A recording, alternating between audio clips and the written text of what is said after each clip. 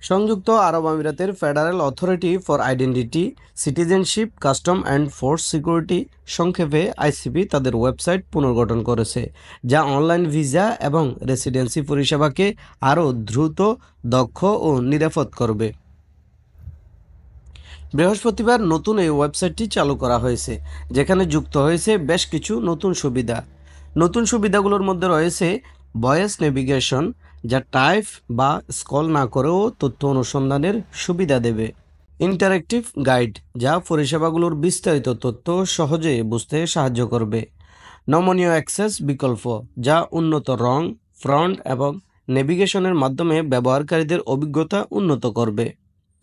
আইসিপি-এর মহাপরিচালক major general Sohail আল খৈলি জানিয়েছেন, আমরা আমাদের গ্রাহকদের 24 ঘন্টা উচ্চমানের পরিষেবা প্রদানে প্রতিশ্রুতিবদ্ধ, আর এই নতুন প্ল্যাটফর্ম সেটাই নিশ্চিত করবে। এই নতুন ওয়েবসাইটের মাধ্যমে ব্যবহারকারীরা যে কোনো সময়, যে কোনো জায়গা থেকে ভিসা এবং এমিরেটস আইডি সম্পর্কিত আপডেট জানতে পারবে। তৌহিদুল ইসলাম সোহাগ, আরব বাংলা নিউজ, সংযুক্ত আরব আমিরাত।